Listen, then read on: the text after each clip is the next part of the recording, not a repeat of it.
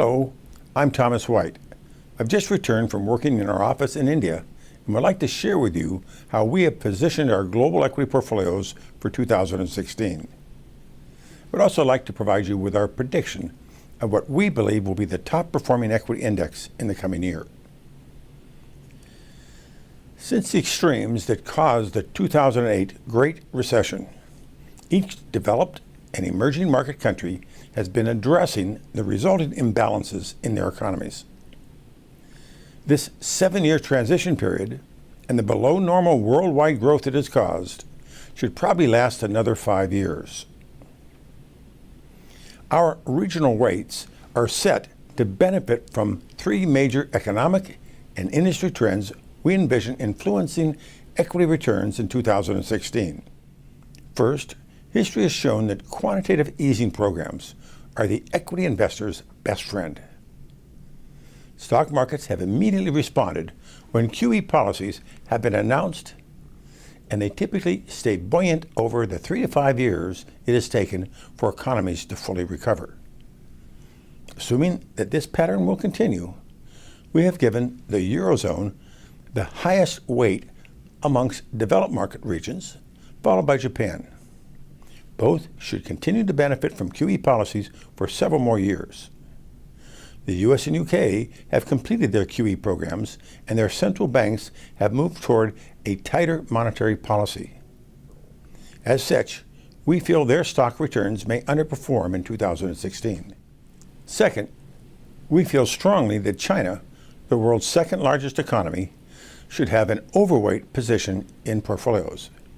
Due to the recent volatility in China's internal A-share market, many investors have gotten the wrong impression of China.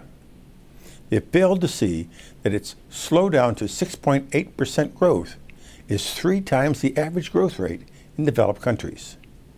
This slowdown to a more sustainable rate reflects policymakers' effort to correctly transition the country from its past export orientation to a more balanced economy dominated by domestic consumers. The third quarter was the first time consumption at 51% represented over half of China's GDP.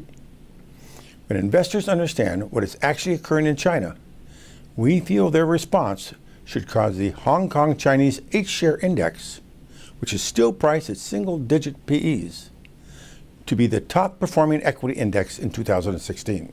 Third, we believe that due to China's shift to a consumer-driven economy, its past insatiable demand for industrial commodities won't return for years.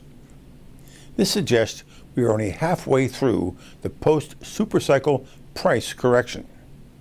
Accordingly, we are underweight the suffering commodity exporting countries, including Australia, Canada, Brazil, Russia, Norway, most of Latin America, and the Southeastern Asian countries.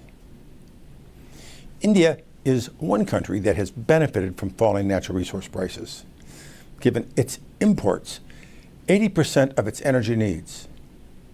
Soon to have the world's largest population, this nation's potential has long been restrained by what I can best describe as a feudal system, with the local politicians as the royalty, not wanting to lose their control over the country.